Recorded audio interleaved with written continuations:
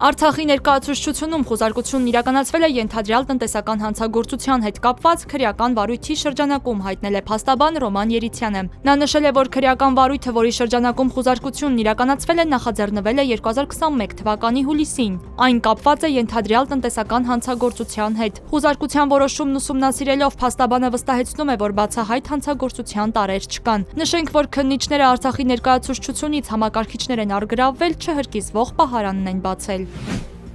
Հայաստանի վարչապետը կամ հենց Նիկոլ Փաշինյանը չի կարող Արցախի ժողովրդի վերադարձից հրաժարվողը լինել։ Լրագրողների հետ զրույցում հայտարարել է Արցախի նախկին պետնախարար Արտակ Բեգլարյանը։ Ըստ նրա, միայն Արցախի ժողովուրդը պետք է որոշի վերադառնում է թե ոչ։ Մեզ համար դատապարտելի է, որ Հայաստանի կառավարությունը նման դիրքորոշում ունի, ընդ որում իրավունքները վաճառքի է հանում։ Նա հավասարության նշան է դնում Արցախի ժողովրդի վերադարձի եւ ադրբեջանցիների այսպես կոչված վերադարձի միջև, հավելել է Բեգլարյանը։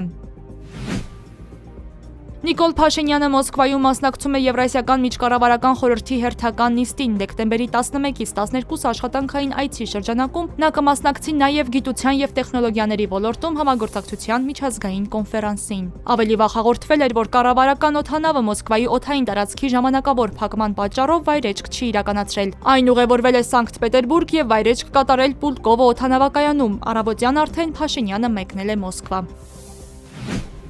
Շիրակի թեմի առաջնորդ Միքայել arczepiskopos Աջապահյանը կտեղափոխվի Իզմիրլյան բժշկական կենտրոն վիրահատվելու նպատակով, հայտնել է նրա փաստաբանական թիմը։ Միքայել arczepiskopos-ը դատապարտվել է 2 տարի ժամկետով ազատազրկման։ Նրա նկատմամբ քրեական հետապնդում է հարուցվել իշխանությունը զավթելուն, տարածքային ամբողջականությունը խախտելուն, ինքնիշխանությունից հրաժարվելուն կամ սահմանադրական կարգը բռնի տապալելուն ուղղված հրապարակային կոչերի մեղադրանքով։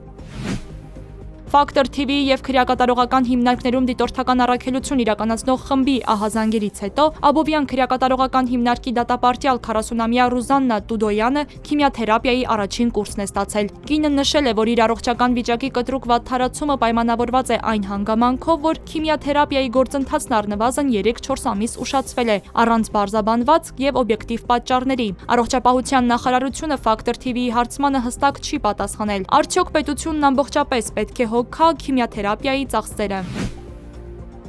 Ուկրաինայի նախագահ Վլադիմիր Զելենսկին հայտարարել է, որ խորհրդարանի հետ քննարկել է ընտրությունների անցկացման հնարավորության հետ կապված իրավական եւ այլ հարցեր։ Միաժամանակ նա կոչ է արել այլ երկրներին, այդ թվում Միացյալ Նահանգներին, ճնշում չգործադրել այս հարցի շուրջ։ Զելենսկին շեշտել է, թույլ չի տա ոչ մի շահարկում Ուկրաինայի դեմ։ Վլադիմիր Զելենսկին ավելի վաղ հայտարարել էր, որ պատրաստ է ընտրություններ անցկացնել 3 ամսվա ընթացքում, եթե Միացյալ Նահանգներն ու Կիևի եվրոպական դաշնակիցները կարողանան ապահովել քվեարկության անվտանգությունը։